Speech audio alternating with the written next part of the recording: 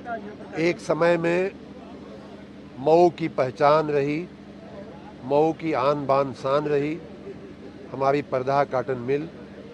पिछले लगभग 30 वर्षों से बंद पड़ गई थी और उसमें जो रोजगारी का सृजन होता था उस प्रक्रिया में भी बाधा आई। इस बात को लेकर के मऊ के लोग काफ़ी चिंतित थे। हजारों लोगों को जहां से रोजगार मिलता था वो सुविधा बंद हो गई थी। मैंने राजनीति में आने के बाद, विधायक बनने के बाद 3 साल पहले, 3 साल के आसपास के समय से मैंने इस विषय को उठाया। मैंने माननीय मुख्यमंत्री जी को निवेदन किया कि इसका इस ज़मीन का सदुपयोग होना चाहिए। 84-85 एकड़ की ये बहुमूल्य ज़मीन मऊ के प्रांगण में पड़ी हुई है और उसका सदुपयोग करके लोगों की रोजगारी का उपाय किया जाए। माननीय मुख्यमंत्री जी को मैं धन्यवाद दूंगा कि हमारे इस प्रस्ताव को मानते हुए माननीय एमएसएमई मंत्री जी का धन्यवाद करूंगा।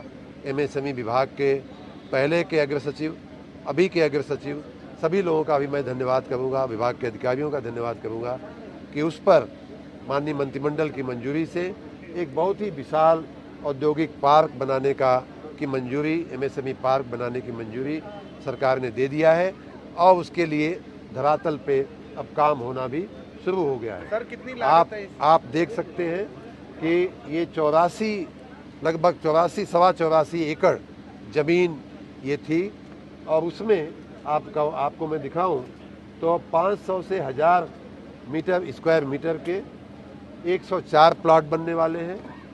1000 से 5000 स्क्वायर मीटर के 37 प्लॉट बनने वाले हैं और इन्हीं प्लाटों में से एक बड़े प्लाट पे जो फ्लैटेड फैक्ट्री का प्लॉट होगा, जिसकी माप 11000 से स्क्वायर मीटर से ऊपर है, उतने बड़े प्लॉट पे फ्लैटेड फैक्ट्री बनेगी जिसमें लगभग 350 यूनिटों के लिए जगह बनेगी।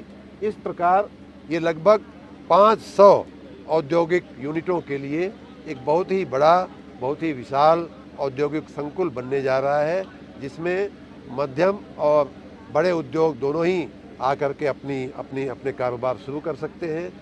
छोटे उद्योग भी आकर के अपने कारोबार शुरू कर सकते हैं।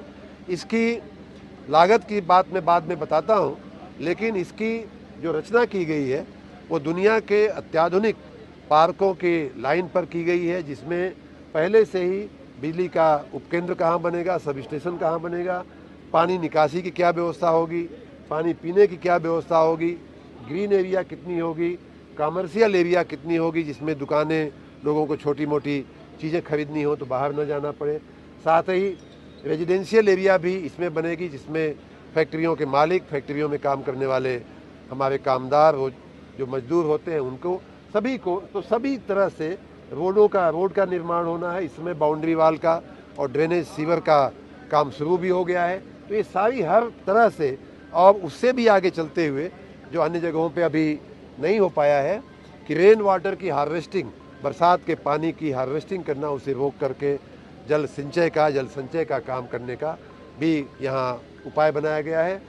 अभी जो इसकी लागत है, जो ये सुविधाएं बनाने की जो लागत है, वो लगभग 50 करोड़ रुपए के आसपास इसकी लागत से ये रोड का काम, ड्रेनेज का काम, बाउंड्री वाल का काम, ये सब काम होगा।